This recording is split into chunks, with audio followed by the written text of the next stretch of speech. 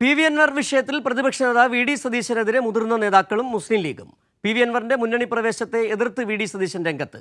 എന്നാൽ അൻവറിനെ പരിഗണിക്കണമെന്ന ഉറച്ച നിലപാടിലാണ് കോൺഗ്രസിലെ മുതിർന്ന നേതാക്കളും മുസ്ലിം ലീഗ് നേതൃത്വമെന്നാണ് സൂചന.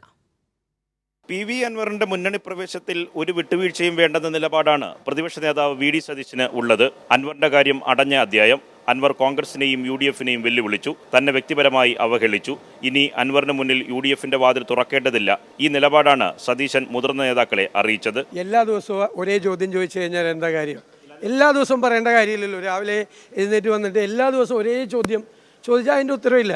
ഒരു പ്രാവശ്യം പറഞ്ഞാൽ അതാണ് ഉത്തരം. അങ്ങനെയല്ലല്ലോ. അത് പറഞ്ഞല്ലോ, പിന്നെ എല്ലാ ദിവസവും അത് ചോദിക്കണമെന്തിന്? ഞാൻ യു.ഡി.എഫ് എടുത്ത തീരുമാനം നിങ്ങളോട് പറഞ്ഞിട്ടുണ്ട്. നിങ്ങളെല്ലാം കൂടി അത് ഞാനെടുത്ത തീരുമാനമാക്കി. യു.ഡി.എഫ് ഏകകണ്ഠമായിട്ട് എടുത്ത തീരുമാനമാണ്. പക്ഷേ സതീശന്റെ നിലപാടിനോട് രമേശ് ചെന്നിത്തല, കെ സുധാകരൻ അടക്കമുള്ള മുതിർന്ന നേതാക്കൾക്ക് യോജിപ്പില്ല. സമവായത്തിന് തയ്യാറാകണം എന്ന അഭിപ്രായമാണ് KPCC അധ്യക്ഷൻ സണ്ണി ജോസഫിനുമുള്ളത്. കടുംപിടുത്തം പാടില്ലെന്ന് UDF കൺവീനർ അടൂർ പ്രകാശും പറയുന്നു. അൻവറിനെ ഇനി കൂട്ടുപോകും.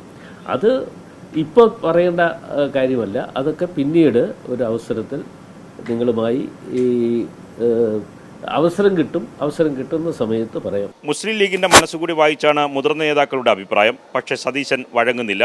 അൻവർ വിഷയം വിവാദമായി നിലനിർത്തുന്നതിലും സതീശന് യോജിപ്പില്ല. അൻവറിനെ അവഗണിച്ച് മുന്നോട്ടു പോകാനാണ് സതീശന്റെ നീക്കം.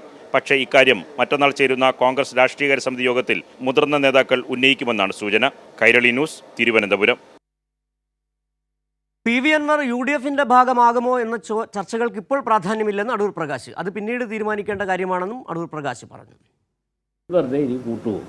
അത് ഇപ്പോൾ പറയേണ്ട കാര്യമല്ല. അതൊക്കെ പിന്നീട് ഒരു അവസരത്തിൽ നിങ്ങളുമായി ഈ അവസരം കിട്ടുന്ന സമയത്ത് പറയാം. ഇന്നലെ തന്നെ പ്രതിപക്ഷ നേതാവിൻ്റെ പ്രതികരണം വന്നതാണ്. പ്രതിപക്ഷ നേതാവിൻ്റെ പ്രതികരണത്തിൽ പറഞ്ഞിട്ടുള്ള കാര്യങ്ങളിൽ നിന്നപ്പുറം ഇപ്പോൾ ഒരു കാര്യവും എനിക്ക് പറയാനില്ല.